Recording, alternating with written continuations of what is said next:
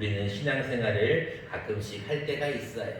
근데 사실은 우리가 이 사실이 굉장히 중요하다는 것을 잘 알고 있습니다. 왜냐하면 죄를 지으면 어디에 가게 돼 있어요? 지옥에 갈 수밖에 없기 때문에 그래요. 그래서 우리가 이 죄의 문제에 대해서는 참으로 고민을 많이 해야 되고, 이 죄의 문제에 대해서는 정확한 정의가 필요합니다.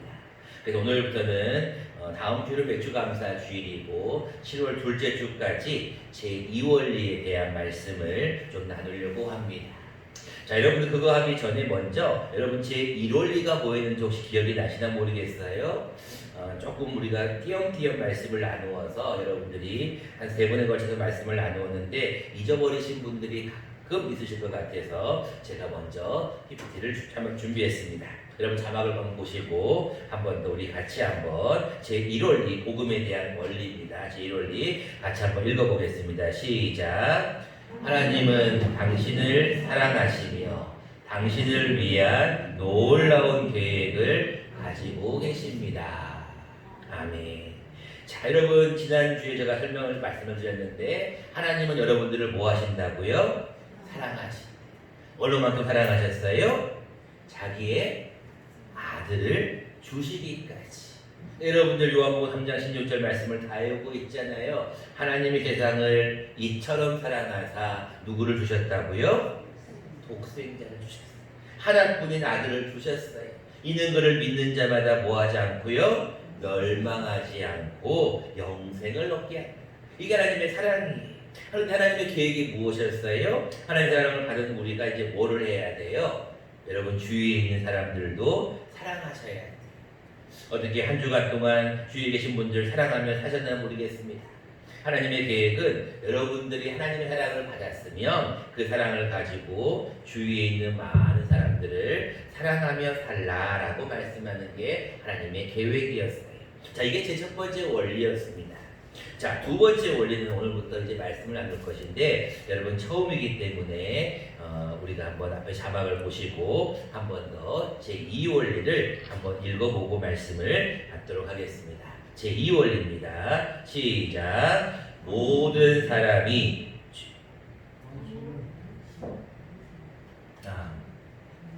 당신은 죄에 빠져 있습니다. 다시 읽어보겠습니다. 시작. 당신은 죄에 빠져 있습니다. 그러므로 앞에 있는 자막대로 보시면 됩니다. 제2원리의 가장 중요한 원리는 무엇이냐면 당신이 죄에 빠져 있다는 것이에요. 여러분들 하나님의 우리가 복음을 말씀을 듣고 있는데 첫 번째 복음은 하나님이 여러분들을 사랑하신다는 거예요. 그리고 여러분들을 위한 놀라운 계획을 가지고 계시는데 제2원리 두 번째 원리는 뭐냐면 당신은 뭐에 빠져 있다고요? 죄에 빠져 있다는 거예요. 그 하나님의 사랑과 계획을 알 수가 없다는 것이 제2원리입니다. 여러분들 하나님의 사랑에 대한 것을 우리가 말씀을 쭉 들었다면 이제부터 3주에 걸쳐서는 여러분들의 죄에 대한 문제를 조금 언급을 하려고 합니다. 자, 여러분들에게 제가 가끔씩 그런 질문을 합니다. 여러분들은 죄인인 것 같습니까? 의인인 것 같습니까? 라고 하는 아주 단순한 질문을 하면 많은 분들이 자신은 죄인이라고 생각을 합니다.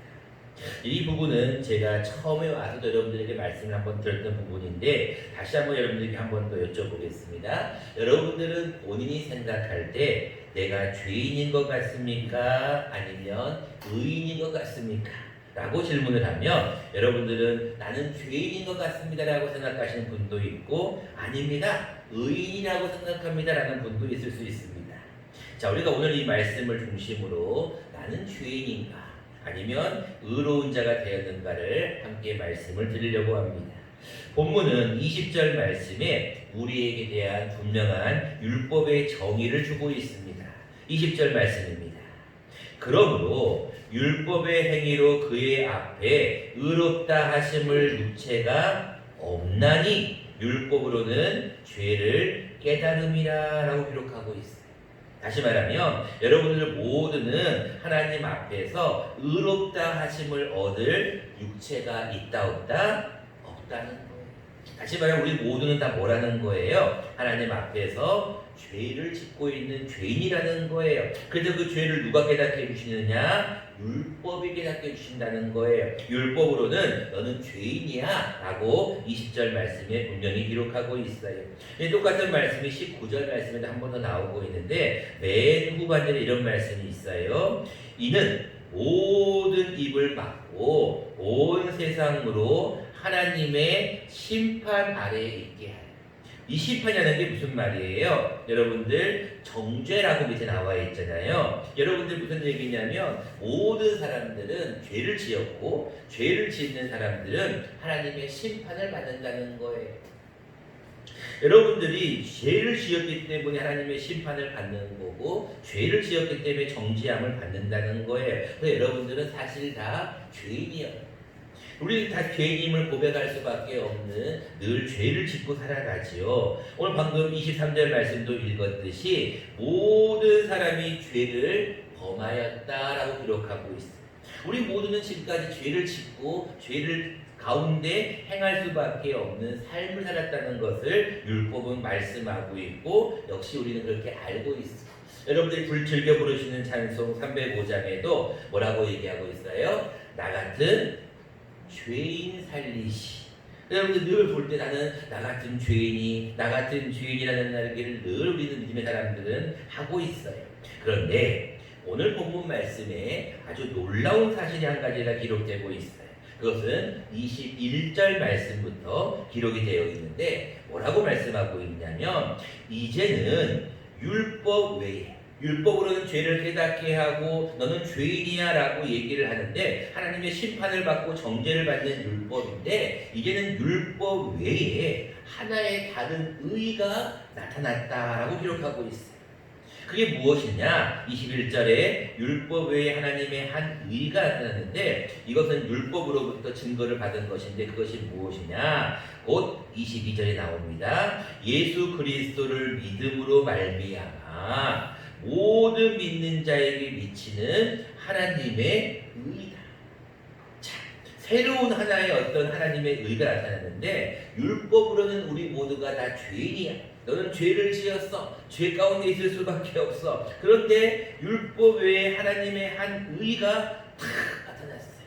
그 의가 과연 무엇이냐? 그것이 바로 오늘 본문 말씀 25절에 나와 있어요. 여러분 25절이 여러분들이 가장 오늘 읽어야 될 말씀의 키포인트입니다. 이 예수를 하나님이 그의 피로써 믿음으로 말미암는 화목제물로 세우셨으니 이는 하나님께서 길이 참으시는 중에 전에 지은 죄를 간과하심으로 자기의 의로우심을 나타내려 합니다. 여러분 이것이 오늘 복음 중에 복음입니다. 사실 여러분들이 죄를 안 짓고 사는 게 아니거든요. 여러분 사실 다 죄인이었고 지금도 죄를 짓고 여러분들 여전히 죄 가운데 거하는 죄인 중에 괴수예요.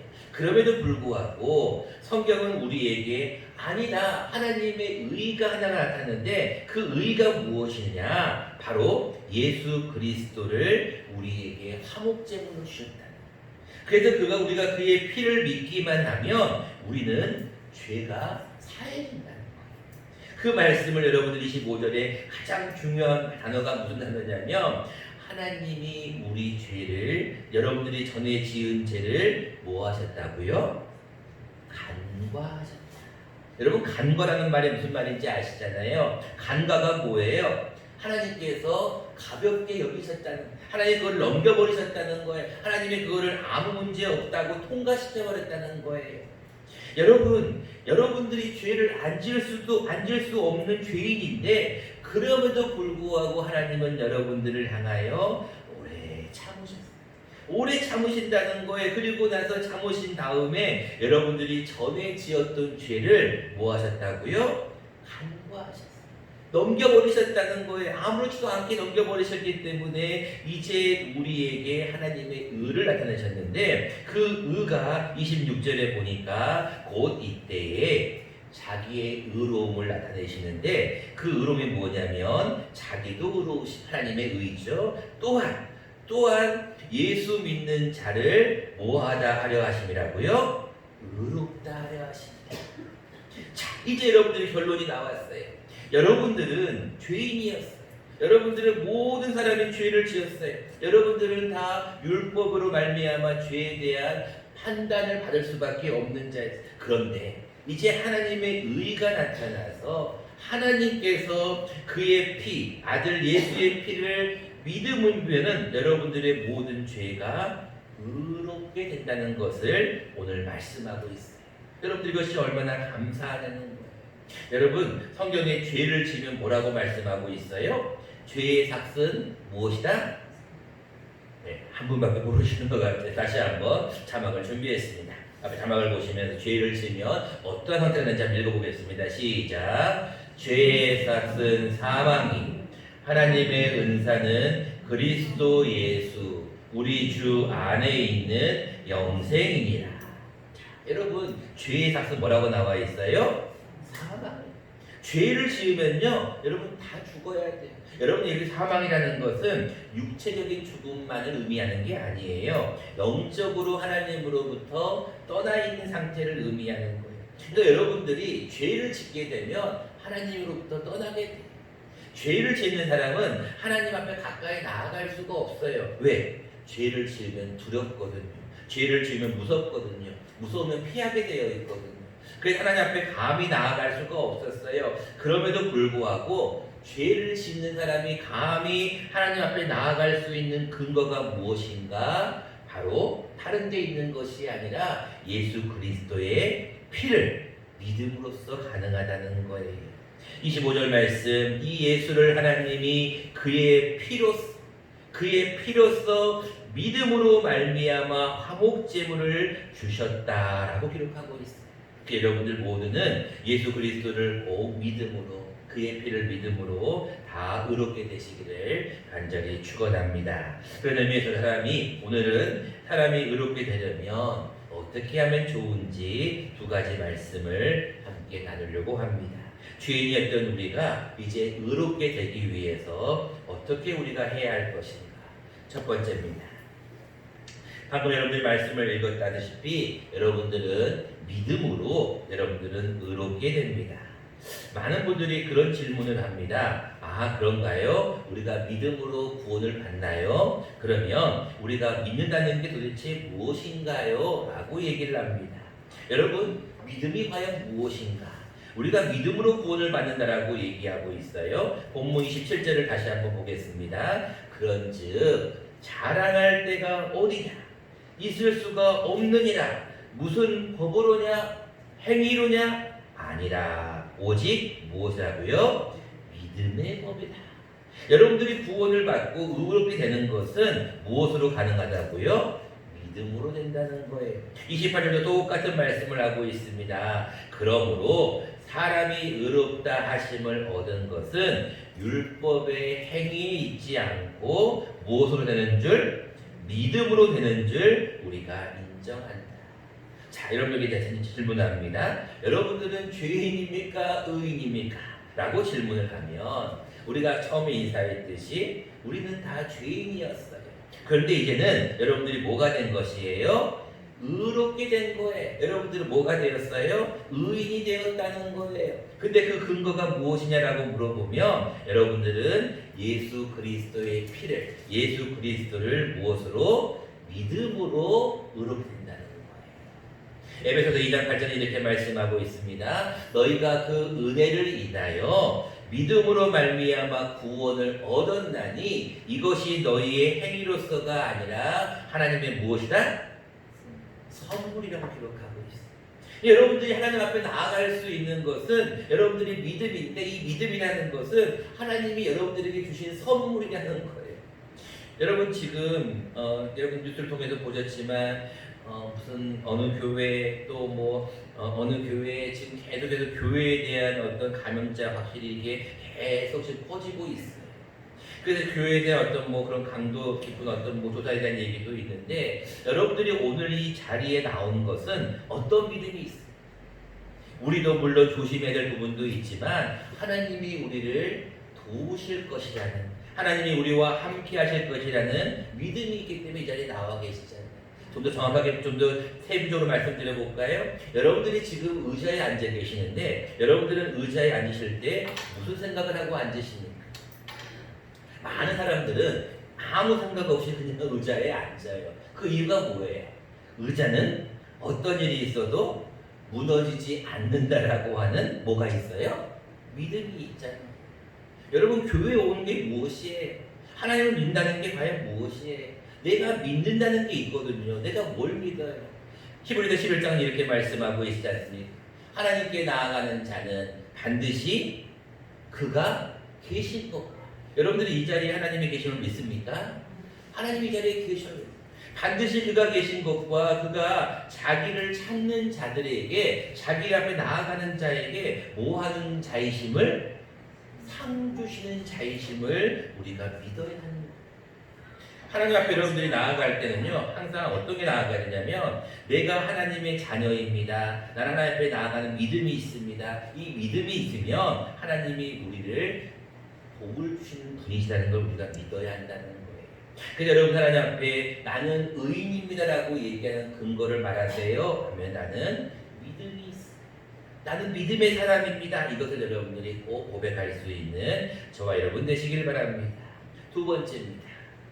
사람이 이제는 죄인이 아니라 의인이 됐다는 것을 어떻게 알 수 있느냐? 그것은 하나님의 은혜입니다. 24절 말씀을 다시 한번 보겠습니다. 그리스도 예수 안에 있는 속량으로 말미암아 하나님의 은혜로 값없이 의롭다 하심을 얻은 자 되었다. 무엇으로요? 하나님의 은혜예요, 은혜. 여러분 그게 또 여러분 더 은혜가 뭔 줄 아세요? 30절 말씀해 보세요. 할례자도 믿음으로 말미암아 또한 무할례자도 믿음으로 말미암아 의롭다 하실 하나님은 뭐라고요? 한 분이시다. 31절 말씀도 보세요. 그런즉 우리가 믿음으로 말미암아 율법을 파기하느냐? 그럴 수 없다. 율법을 더욱 굳게 세웁니다. 여러분 우리 하나님 앞에 율법도 귀한 거예요. 왜? 죄를 깨닫게 해주니까. 근데 더 중요한 건 무엇이냐? 믿음이에요, 믿음. 근데 이 믿음을 사실 예수를 믿는 그 당시에 어떤 유대인들만 믿는다면 사실 우리는 구원을 받을 수가 없잖아요. 할례 받는 자들만 구원을 받는다면 우리는 의롭게 될 수 없잖아요. 근데 오늘 본문 말씀이 뭐라고 말씀하고 있어요? 29절에 하나님은 유대인만의 하나님이냐? 아니다. 또한 어떤 하나님이라고 말씀하고 있어요? 이방인의 하나님은 아니시냐? 진실로 이방인의 하나님도 된다 안 된다? 되신다고 했어요.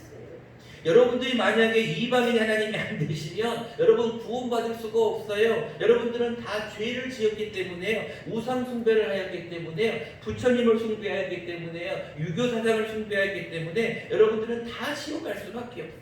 그럼에도 불구하고 이방인의 하나님도 되셨기에 우리는 의롭게 될 수가 있다라고 성경은 말씀하고 있어요. 말씀을 맺고자 합니다. 이제 여러분들은 분명한 정의를 하고 계셔야 돼요.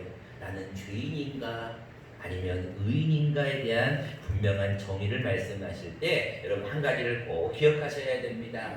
나는 죄인이었습니다. 그러나 이제는 하나님의 의로 말미암아 또 예수 그리스도를 믿음으로 말미암아 하나님의 은혜로 이제는 의롭게 되었습니다. 라고 여러분들이 고백할 수 있어야 한다는 거예요. 그런 의미에서 우리 하나님의 말씀을 마지막으로 보고 말씀을 맺고자 합니다. 자막을 함께 보고 읽어보겠습니다. 시작. 우리가 아직 죄인 되었을 때 그리스도께서 우리를 위하여 죽으심으로 하나님께서 우리에 대한 자기의 사랑을 확증하셨느니라. 다음 화면이요. 그러면 이제 우리가 그의 피로 말미암아 의롭다 하심을 받았으니. 로마서 5장 8절과 9절.